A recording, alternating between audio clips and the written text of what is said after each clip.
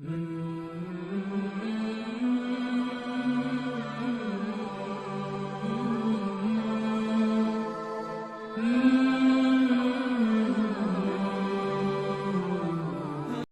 کل جب ہمارے چھوٹے بچے اور بچیاں کسی غلط عادتوں پر یا ضد پکڑنے پر آ جاتے ہیں تو مجھے سمجھانے کی کوشش کرتے ہیں کہ یہی غلط عادتیں تمہارے آگے چل کر پوری طرح بنتی چلی جائیں گی۔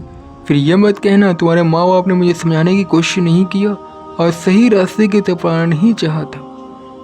کوئی ماں باپ اپنے بچوں کے بارے میں غلط نہیں سوچتا۔ جس طرح اللہ تعالیٰ جو ہمیں پیدا کیا ہے وہ صحیح راستے پر لانے کے لیے صحیح اوقات کا راستہ اور طریقہ ہم انسان کو بتایا ہے۔ قرآن ہر انسان کے لیے ایک ہدایت کی کتاب ہے۔ اللہ انسان کے بارے میں کبھی غلط نہیں سوچتا۔ کل ہو کر ہم یہ نہیں بولے اللہ نے ہمیں موقع نہیں دیا، توبہ قبول کرنے کا ذریعہ نہیں بتایا، یہ تو معصوم بچے ہیں۔ پر ہم انسان بار بار ایک ہی غلطی کر کے اپنی معصومیت میں ساری حقیقت جان کر بھی اتنی بھولے پن اور معصومیت میں نہ گزار دے کہ اللہ بہت رحم کرنے والا ہے کہ موت کے بعد ہم انسان ساری حقیقتوں سے وابستہ ہو جائیں۔ زلزلہ قیامت کی ایک نشانی، پر آج تک کسی نے نہیں سوچا ہوگا کہ قیامت کا واقعہ کیا ہوگا جب ہم زلزلے سے تھوڑے سے باہر آ گئے۔ قرآن میں ہر ایک حقیقت بات جو ہمیں ڈراتی آخرت سے، پر ہم سنجیدہ نہیں، اس لیے کیونکہ زندگی میں آخرت کا تصور نہیں کر سکتے۔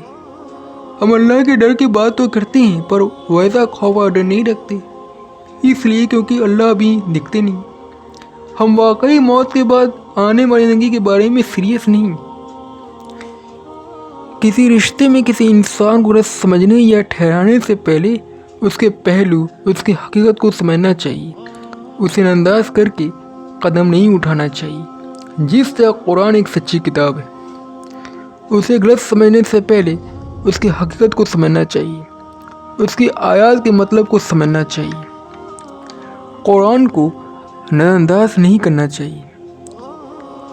کسی انسان کو آپ سے کسی پہلو پر بھی بات کرنے پر انکار ہوگا تو وہ آسان باتوں کو بھی غلط ثابت کر کے آپ کو غلط اور جھگڑالو انسان ثابت کرے گا۔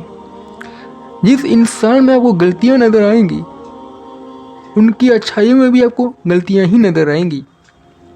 جس طرح قرآن میں جو باتیں ہمیں بتائی گئی ہیں وہ حق ہے اور سچ ہے، پر جس انسان کو اس میں انکار لگے گا وہ آسان باتوں کو بھی غلط ٹھہرا دے گا اور سب کچھ جان کر بھی راضی نہیں ہوگا۔ جیسے قرآن ہمیں ہدایت دیتی ہے اور اچھی باتیں بتاتی ہے، پھر بھی ہمیں نظر انداز کرنے کی عادت ہو گئی ہے، چاہے اللہ ہم سے جتنی محبت کرتا ہو، جیسے وہ انسان۔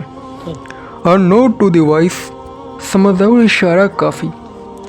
کرکٹ کے میدان سے انداز مل سکتا ہے جب ہمیں بہت بڑا ٹارگٹ ملتا ہے، بارش کا موسم، تو کوئی کیپٹن یا کوئی کہنے والا اگر کہتا ہے کہ تیز کھیلنا، رن ریٹ صحیح رہے تو ہم جیت سکتے ہیں، محنت کرنے لگتے ہیں۔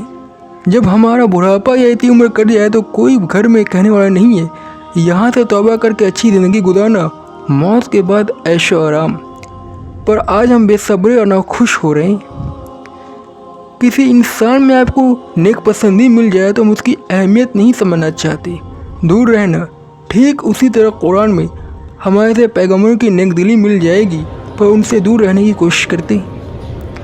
موت کے بعد آنے والی زندگی کے بارے میں غور و فکر نہیں کر پانا اور اللہ کے پل کو احساس نہیں کر پانا، یہی ہمارے شوق دل اور اس حال پر لے آیا کہ سارے حقیقت جان کر بھی ہمارا رونگٹا بھی پل بھر کے کھڑا نہیں ہوتا اور نہ ہوتا ہے۔